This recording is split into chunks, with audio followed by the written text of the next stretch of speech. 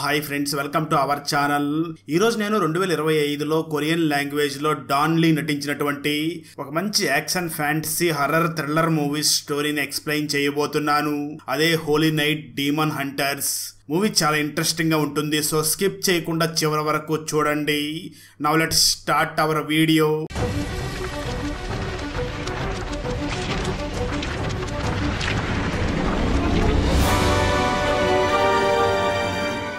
Video start చేసే ముందు మన ఛానల్లో లాస్ట్ వీడియోకి వచ్చిన బెస్ట్ కామెంట్ ఏమిటో చూద్దాం.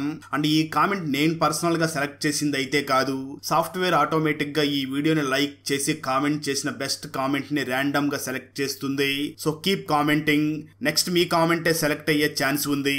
And thanks for commenting. Now let's start our video. Open చేస్తే మూవీ స్టార్టింగ్ లో జాంగూన్ అనే ఒక న్యూరో సైంటిస్ట్ చెల్లెలైనటువంటి ఈన్సు తన మదర్ క్యాన్సర్ తో చనిపోయినప్పటి నుంచి తను చాలా మానసికంగా ఇబ్బంది పడుతూ ఉంటుంది. దాంతో జాంగ్హూన్ తన సిస్టర్ అయినటువంటి ఈన్సుకి టెస్టులు చేపిస్తూ ఉండగా సడన్ గా తను మాయమైపోయి మళ్ళీ ప్రత్యక్షమయ్యి అక్కడ టెస్టులు చేస్తున్నటువంటి సైంటిస్టులను చూసి చాలా విచిత్రంగా వియర్డ్ గా నవ్వుతూ ఉంటుంది. కట్ చేస్తే ఇక్కడే మనకు హోలీ నైట్ టీమ్ ని చూపించడం జరుగుతుంది. నిజానికి ఈ Holy Night team demons hunting చేస్తూ ఉంటారు, అంటే దెయ్యాల్ని పట్టి వదిలిస్తూ ఉంటారు. ఈ టీంలో కిమ్, శరణ్ అలాగే వాళ్ళ టీం లీడర్ అయినటువంటి బాబు ఉంటారు. కిమ్ కి చాలా నాలెడ్జ్ ఉంటుంది, శరణ్ కి మాత్రం ఆ చుట్టుపక్కల ఎక్కడ దెయ్యాలు ఉన్నా తనకు ముందుగా తెలిసిపోతూ ఉంటుంది. వాళ్ళ టీం లీడర్ అయినటువంటి బాబుకు మాత్రం ఒక సూపర్ హ్యూమన్ పవర్ ఉంటుంది. అలా ఈ ముగ్గురు కలిసి ఒక హోలీ నైట్ టీం ని ఏర్పాటు చేసి డీమన్ హంటింగ్ చేస్తూ ఉంటారు. ఒకరోజు ఈ హోలీ నైట్ టీం దగ్గరికి చోయ్ అనే డిటెక్టివ్ ఒక వ్యక్తిని తీసుకుని రాగా ఆ వ్యక్తి బాబును చూసి మాట్లాడుతూ, నా కూతురు అయినటువంటి సుజన్ కొన్ని రోజుల నుంచి కనిపించడం లేదు, తనని వెతకడం కోసం నేను కొంతమంది డిటెక్టివ్స్ ని కూడా నియమించాను, కానీ వాళ్ళకి ఏం జరిగిందో తెలియదు, వాళ్ళల్లో ఇద్దరు చనిపోయారు, ఒక వ్యక్తికి చాలా సీరియస్ గా ఉంది, ప్లీజ్ మీరే నా కూతుర్ని కనిపెట్టాలి అని ఆ వ్యక్తి కొంత డబ్బులు కూడా బాబుకి ఇచ్చి అక్కడి నుంచి వెళ్ళిపోతాడు. బాబు వెంటనే సరే చేస్తాను అని ఆ వ్యక్తి ఇచ్చినటువంటి డబ్బుల్లో కొంత తీసి ఆ చోయ్ డిటెక్టివ్ కి ఇస్తాడు.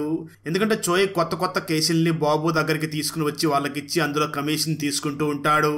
ఆ తర్వాత బాబు అండ్ టీం వెంటనే సుజన్ ని వెతకడం కోసం బయలుదేరి వెళ్తారు.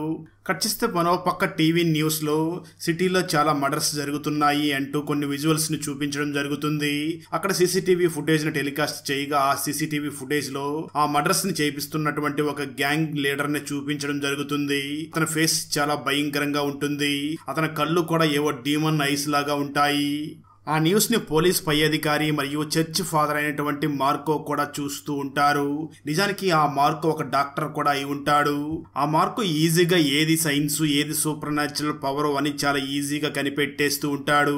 పోలీస్ పై అధికారి వెంటనే మార్కోని చూసి, నా 30 సంవత్సరాల కెరీర్ లో ఇలాంటి కేసుని ఎప్పుడు చూడలేదు అని అంటూ ఉంటాడు.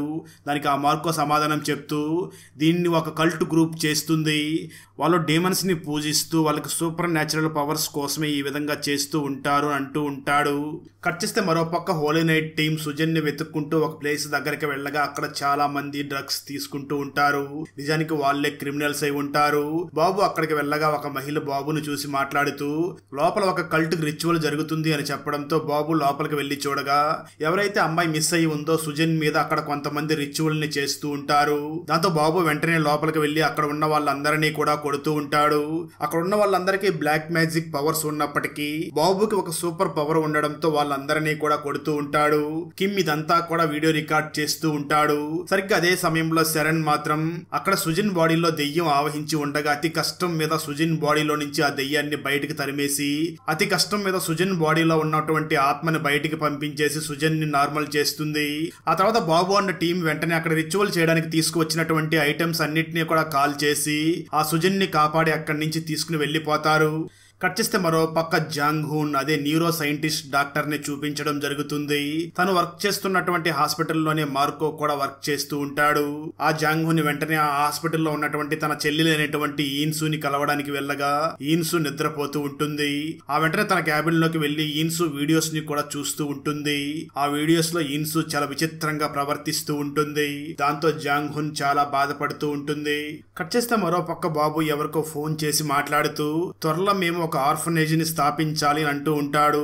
సరిగ్గా అదే సమయంలో తన టీం మెంబర్స్ అయినటువంటి కిమ్ మరియు సెరెన్ కూడా అక్కడికి వస్తారు. కిమ్ ఆ బాబును చూసి, మనం ఆ సుజన్ ని కాపాడే సమయంలో అక్కడ ఉన్నటువంటి గ్రూప్ మెంబర్స్ మీద ఒక టాటూను చూశాను, అది ఒక కల్ట్ గ్రూప్, మనం వెంటనే ఆ కల్ట్ గ్రూప్ లీడర్ ని కనిపెట్టాలి అని చెప్పి వాళ్ళు వెంటనే బయలుదేరి వాళ్ళ ఆఫీస్ కి వెళ్లిపోతారు. అయితే అప్పటికే వాళ్ళ ఆఫీస్ దగ్గరికి జాంగ్ మూన్ వచ్చి అక్కడికి వచ్చినటువంటి బాబును చూసి, నన్ను ఫాదర్ మార్కో ఇక్కడికి పంపించాడు, నాకు మీరు సహాయం చెయ్యాలి అని అంటుంది. ఆ ఫాదర్ మార్కో పేరు వెనకనే బాబు మాట్లాడుతూ, నేను ఆయన సైడ్ నుంచి వచ్చే వాళ్ళకి ఎవరికి కూడా నేను హెల్ప్ చేయను అని చెప్పి అక్కడి నుంచి వెళ్ళబోతూ ఉంటాడు. జాంగ్ హూన్ వెంటనే డబ్బులు ఇచ్చే ప్రయత్నం చేస్తుంది, కానీ బాబు మాత్రం వాటిని తీసుకోకుండా అక్కడి నుంచి వెళ్లిపోతాడు.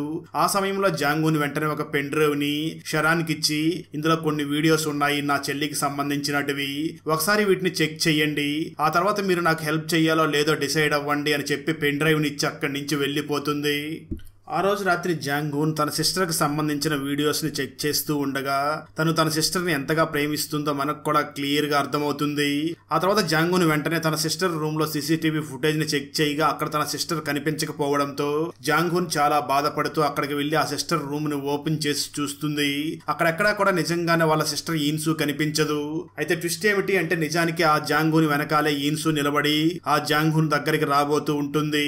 తన వెనక ఎవరో ఉన్నారు అని గ్రహించినటువంటి జాంగ్ హూన్ వెంటనే వెనక్కి తిరిగి చూడగా సడన్ గా ఆ ఈన్సు అక్కడ మాయమైపోతుంది. దాంతో జాంగ్ హూన్ వెంటనే చాలా భయపడుతూ వెంటనే ముందుకు చూడగా బెడ్ మీద తన సిస్టర్ నిద్రపోతూ ఉంటుంది. ఇది చూసినటువంటి జాంగ్ హూన్ చాలా భయపడుతూ వెంటనే ఫాదర్ మార్కో దగ్గరికి వెళ్లి, నా సిస్టర్ కి ఏమవుతుందో నాకు అర్థం కావడం లేదు, తనని ఎలాగైనా నార్మల్ గా చెయ్యాలి అని అంటూ ఉంటుంది.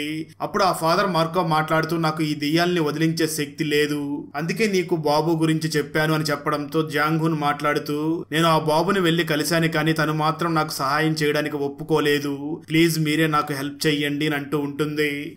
కట్ చేస్తే మరో పక్క బాబు తన టీంతో మాట్లాడుతూ ఉండగా అక్కడ ఫాదర్ మార్కో 10 సంవత్సరాల తర్వాత ఆ బాబుని కలవడానికి వస్తాడు. ఆ ఫాదర్ మార్కో బాబును చూసి మాట్లాడుతూ, నీ దగ్గరకు నేను జాంగ్ హూన్ అనే ఒక మహిళను పంపించాను కదా, నువ్వు తనకు సహాయం చేయనని చెప్పావంట. నిజానికి తన చెల్లి అయినటువంటి ఈన్సు చాలా ఆరోగ్య సమస్యలతో చాలా బాధపడుతుంది, తనకు నిజంగా నీ సహాయం అవసరం అని అంటాడు. ఆ మాటలు విన్నటువంటి బాబు మాత్రం, నేను ఎప్పుడూ కూడా నీ వర్క్ లో వేలు పెట్టాలనుకోవడం లేదు, 10 సంవత్సరాల క్రితం నువ్వేం చేసావో నాకు ఇప్పటికీ గుర్తుంది, నీ వల్ల చాలా మంది ఇబ్బంది పడ్డారు, చిన్న పిల్లలు కూడా నీ వల్ల చాలా ఇబ్బంది పడ్డారు, నీ వల్ల లూసిఫర్ అనే ఒక డీమన్ కూడా ఫ్రీ అయిపోయింది, అందుకే నేను నీకు ఎటువంటి సహాయం చేయను అని చెప్పి అక్కడి నుంచి వెళ్లిపోతాడు. అయితే ఇక్కడ ఫాదర్ మార్కో మరియు బాబు మధ్య గతంలో ఏం జరిగింది అన్నది ఇక్కడైతే అంత క్లారిటీగా చూపించరు. ఆ తర్వాత కిమ్ ఆ జాంగ్ హూన్ సిస్టర్ అయినటువంటి ఈన్సు వీడియోస్ ని చూస్తూ ఉంటాడు. ఆ వీడియోస్ లో ఈన్సు రోజు రోజుకి చాలా అగ్రెసివ్ గా మారిపోతూ అందరి మీద కూడా దాడి చేస్తూ ఉంటుంది. సరిగ్గా అదే సమయంలో కిమ్ దగ్గరికి సెరెన్ వచ్చి, 4 సంవత్సరాల క్రితం బాబు సార్ మమ్మల్ని లూసిఫర్ అనే ఒక డీమన్ నుంచి కాపాడాడు, అప్పుడే నాకు పునర్జన్మ వచ్చింది, అప్పటి నుంచి కూడా నేను ప్రజలకి హెల్ప్ చేయాలనుకున్నాను, ఇప్పుడు కూడా నేను ఆ ఈన్సుకి హెల్ప్ చేయాలనుకుంటున్నాను అని అంటుంది. దానికి కిమ్ కూడా ఒప్పుకుని ఇద్దరు కూడా ఆ వీడియోస్ ని చూస్తూ ఉంటారు. మరోపక్క బాబు కూడా రియలైజ్ అయ్యి ఆ ఈన్సుకి సహాయం చెయ్యాలి అని తను కూడా తన టీం మెంబర్స్ తో కలిసి ఆ ఈన్సు వీడియోస్ ని చూస్తూ ఉంటాడు. అలా ఈన్సు వీడియోస్ ని చూస్తూ ఉండగా ఒకరోజు జాంగ్ హూన్ ఇంటి దగ్గరికి కొంతమంది వర్కర్స్ వచ్చి ఆ ఈన్సు ఇంటి లోపలికి వెళ్లి అక్కడి నుంచి తిరిగి వెళుతూ ఉంటారు. సరిగ్గా అలా తిరిగి వెళ్లే సమయంలో అక్కడికి వచ్చినటువంటి వర్కర్స్ మెడ మీద స్టార్టింగ్ లో సుజన్ ని కాపాడినప్పుడు అక్కడ కొంతమంది మెడల మీద టాటూ ఉంది కదా, సేమ్ అదే టాటూ ఉంటుంది. దాన్ని చూసినటువంటి బాబు, ఇదంతా కూడా ఆ కల్ట్ గ్రూపే చేస్తున్నట్లుగా ఉంది, దీని వెనకాల ఖచ్చితంగా arch bishop Lucifer Satan group ఉండి ఉంటుంది అని అంటూ ఉంటాడు. కట్ చేస్తే మరో పక్క చర్చ్ ఫాదర్ అయినటువంటి మార్కో జాంగ్ హూన్ ని చూసి, నాతో ఆ బాబు ఎందుకు మాట్లాడడం లేదో తెలుసా అంటూ గతంలో ఏం జరిగిందో చెప్పడం మొదలు పెడతాడు. నిజానికి ఈ బాబుతో పాటు జోసెఫ్ అనే మరొక బాబు కూడా ఆర్ఫనేజ్ లోనే బ్రతికేవాళ్ళు. బాబుకి ఒక స్పెషల్ హ్యూమన్ పవరే ఉండేది, అయితే ఆ జోసెఫ్ కు మాత్రం దెయ్యాల్ని వదిలించే కొన్ని శక్తులు కలిగి ఉండేవాడు. ఆ సమయంలో ఆర్ఫనేజ్ లో ఉన్న సిస్టర్ ఏంజిలా వీళ్ళందరినీ కూడా చాలా జాగ్రత్తగా చూసుకుంటూ ఉండేది. ఆ బాబు జోసెఫ్ ని తన బ్రదర్ లాగా భావిస్తూ తన మీద ఈగ వాలకుండా చాలా రక్షిస్తూ ఉండేవాడు. అయితే 15 సంవత్సరాల వయసు వచ్చిన తర్వాత జోసెఫ్ ఈ ఎక్సర్సిజం చేయడం కోసం, అంటే దెయ్యాల్ని విడిపించే విద్య తెచ్చుకోవాలి అని బయటికి వెళ్ళాడు. అయితే ఆ సమయంలో బాబు కూడా ఈ ఆర్ఫనేజ్ ను వదిలేసి బయటికి వెళ్లి మాఫియాలో చేరి అక్కడ వచ్చిన డబ్బుల్ని తీసుకుని వచ్చి ఆర్ఫనేజ్ లో ఇస్తూ ప్రతి క్రిస్మస్ కి కూడా ఆర్ఫనేజ్ కి వస్తూ ఉండేవాడు. అలాంటి సమయంలో ఒక క్రిస్మస్ రోజు జోసెఫ్ ఈ ఆర్ఫనేజ్ దగ్గరికి ఒక డీమన్ ని తీసుకుని వచ్చాడు. దాని వల్ల ఈ ఆర్ఫనేజ్ లో ఉన్న సిస్టర్ ఏంజిలా అలాగే చాలా మంది చిన్న పిల్లలు కూడా చనిపోయారు. ఇదంతా కూడా తను అన్నగా భావిస్తున్నటువంటి జోసెఫ్ పై చేశాడు అని బాబుకు చాలా కోపం వచ్చి జోసెఫ్ మీద పగ తీర్చుకోవాలి అనుకున్నాడు. కానీ ఆ జోసెఫ్ ఎక్కడ ఉన్నాడో మాత్రం తనకు తెలియలేదు. నిజానికి ఆ సమయంలో జోసెఫ్ ఈ డీమన్ శక్తిని పొందడం కోసం రకరకాల పూజలు చేస్తూ ఎక్కడికో వెళ్లిపోయాడు. అయితే నేను జోసెఫ్ ని ఆపలేకపోయాను అని బాబు నా మీద కోపంగా ఉన్నాడు, అందుకే నాతో మాట్లాడడం లేదు అని ఆ జాంగ్ హూన్ కి చెప్తూ ఉంటాడు. ఆ వెంటనే జాంగ్ హూన్ కి బాబు ఫోన్ చేసి మేము మిమ్మల్ని కలవాలి అని బాబు, కిమ్ అలాగే శరణ్ ముగ్గురు వెళ్లి తనని కలిసి మీ ఇంటికి రెగ్యులర్ గా ఎవరు వస్తుంటారు, మేము మీరు పంపించిన వీడియోని చెక్ చేసినప్పుడు కొంతమంది ఏవో వస్తువులు తీసుకుని వర్కర్స్ మీ రూమ్ కి వచ్చారు. ఆ వర్కర్స్ మెడ మీద ఒక టాటూ ఉంది. ఈ టాటూ వేసుకుని ఉన్న వాళ్ళు సైతాన్ని పూజిస్తూ ఉంటారు, అంటే వారిలో సైతానే ఉంటుంది. వాళ్లే మీ చెల్లిని ఈ విధంగా చేస్తున్నారు అని చెప్పడంతో జాంగ్ హూన్ వెంటనే బాబు అన్న టీంను చూసి మీరే నా చెల్లికి నయం చెయ్యాలి అని చెప్పి వెంటనే వాళ్ళని తన చెల్లి ఉన్నటువంటి రూమ్ దగ్గరికి తీసుకుని వెళ్ళగా ఆ శరణ్ వెంటనే ఆ ఈన్సు దగ్గరికి వెళ్లి నీలో ఉన్న డీమన్ ఎవరు అని అడుగుతూ ఉంటుంది.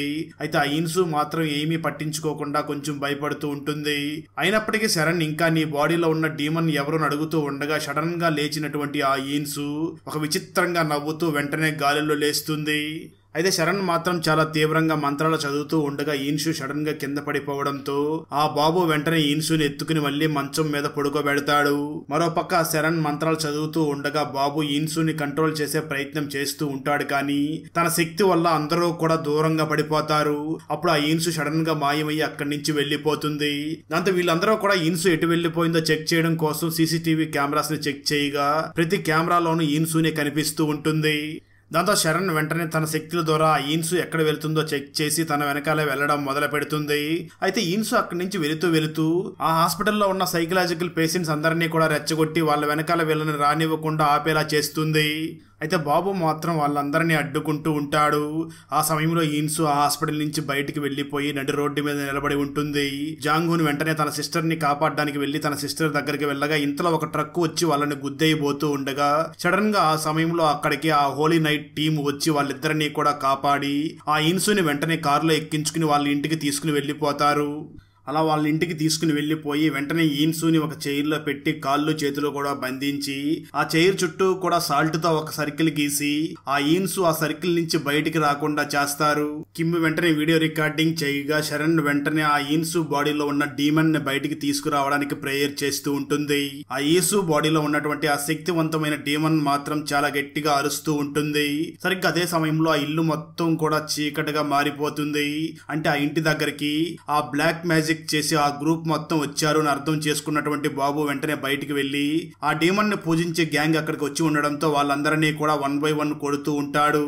ఆ తర్వాత బాబు వెంటనే రూమ్ లోకి తిరిగి రాగా అక్కడ జాంగ్ హూన్ కి దెయ్యం పట్టి విచిత్రంగా ప్రవర్తిస్తూ ఉండడంతో తనని కూడా కంట్రోల్ చేసి వెంటనే తనని మరొక రూమ్ లోకి తీసుకుని వెళ్తారు. వెంటనే శరణ్ ఈ ఇన్సుని సాల్ట్ సర్కిల్ లో బంధించాం కదా, తనైతే జాంగ్ హూన్ కి దెయ్యం పట్టేలాగా చెయ్యలేదు, మరి ఎలా జాంగ్ హూన్ కి దెయ్యం పట్టింది అని ఆలోచిస్తూ వెంటనే అక్కడ ఉన్నటువంటి గోడ మీద ఉన్నటువంటి ఒక స్టిక్కర్ ని తీయగా ఆ స్టిక్కర్ కింద చాలా మంత్రాలు రాసి ఉంటారు. వాటిని చూసినటువంటి శరణ్ వీటి వల్లనే ఈ దెయ్యం ఇంత శక్తివంతంగా మారుతుంది అనుకుంటుంది. బాబు వెంటనే వెళ్లి ఆ మంత్రాలన్నింటినీ కూడా పగలగొట్టేస్తూ ఉంటాడు. సరిగ్గా అదే సమయంలో ఈన్సు తనకు తగ్గిపోయినట్లుగా నార్మల్ అయినట్లుగా ప్రవర్తిస్తూ ఉంటుంది.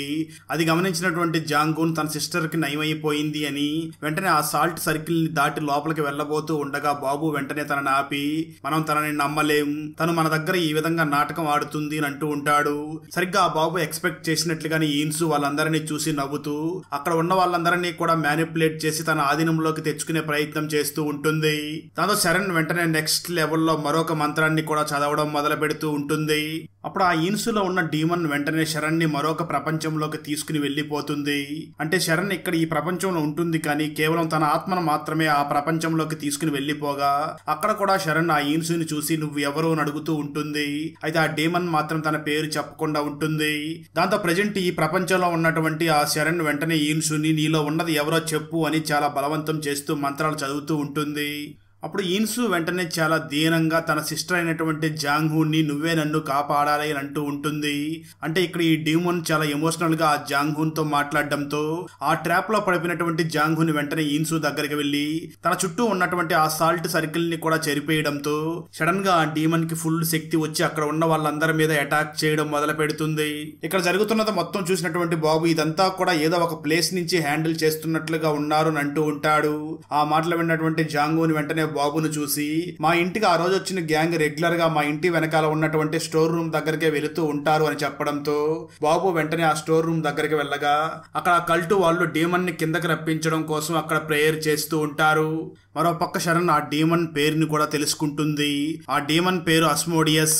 ఆ విషయం తెలుసుకున్నటువంటి శరణ్ వెంటనే ఆ డీమన్ కోసం వెతుకుతూ ఉండగా డీమన్ వాళ్ళ కళ్ళ ముందరే ప్రత్యక్షమవుతుంది. అంటే ఆ డీమన్ ఇన్సు బాడీలోనే ప్రత్యక్షమయ్యి తనని కంట్రోల్ చేయడానికి ప్రయత్నిస్తున్నటువంటి శరణ్ అండ్ గ్యాంగ్ స్పృహ కోల్పోయేలాగా చేస్తుంది. మరోపక్క అక్కడ డీమన్ ని కిందకి రప్పించడం కోసం పూజలు చేస్తున్న వాళ్ళందరితో కూడా బాబు ఫైట్ చేస్తూ ఉంటాడు.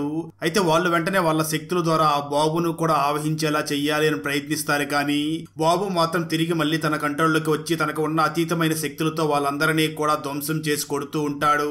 సరిగ్గా అదే సమయంలో ఇన్సు వీళ్ళందరి ముందుకు వచ్చి నిలబడి ఉంటుంది.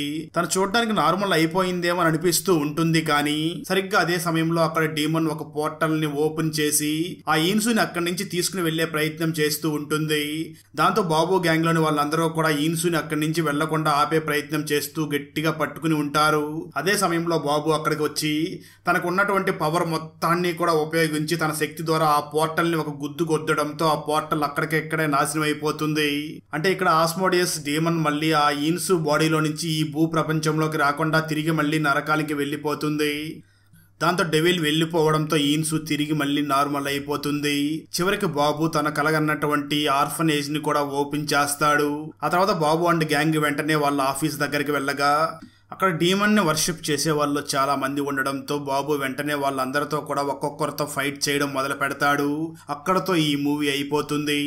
డిటెక్టివ్ ఒక 5 మంది వ్యక్తుల్ని ఫాలో అవ్వగా 5 మందిలో 4 వ్యక్తులు ఎలా చనిపోయారు, ఒక వ్యక్తి మాత్రం ఎందుకు చావలేదు, అసలు ఆ డిటెక్టివ్ ఎవరి కోసం పని చేస్తున్నాడు, ఆశ్రమం నుంచి తప్పించుకున్న ఆ అమ్మాయి జీవితంలో ఏం జరిగింది, ఫేమస్ లాయర్ అయినటువంటి అరుంధతి కారుని లారీతో గుద్ది లోయలో తోసి చంపింది ఎవరు, ఎందుకు అలా చేశారు, సిటీలో కారుతో గుద్ది హత్యలు చేస్తున్నటువంటి ఆ కిల్లర్స్ ఎవరు, ఎందుకు ఈ విధంగా చేస్తున్నారు, డిటెక్టివ్ ప్రేమించిన ఆ అమ్మాయి ఆ డిటెక్టివ్ ని ప్రేమించినట్లుగా ఎందుకు నటించింది, చివరికి ఆ డిటెక్టివ్ సిటీలో కారుతో గుద్ది హత్యలు చేస్తున్న వాళ్ళని పట్టుకున్నాడా లేదా అన్నదే 2018లో మలయాళం లాంగ్వేజ్ లో రిలీజ్ అయినటువంటి చాణక్య తంత్రం మూవీ స్టోరీ. ఈ మలయాళ ఫుల్ మూవీ స్టోరీని తెలుగులో వినాలి అనుకుంటే ఈ వీడియో డిస్క్రిప్షన్ లో ఉన్న లింక్ ని క్లిక్ చేసి చూడండి. ఫ్రెండ్స్, వీడియో నచ్చినట్లయితే లైక్ చేసి ఒక చిన్న కామెంట్ చేస్తే మాకు నెక్స్ట్ వీడియో చేయడానికి ఎంకరేజింగ్ గా ఉంటుంది. అలాగే ఛానల్ ని సబ్స్క్రైబ్ చేసి పక్కనే ఉన్న బెల్ ఐకాన్ ని క్లిక్ చేసి సపోర్ట్ చేయండి. Thanks for watching. జై హింద్.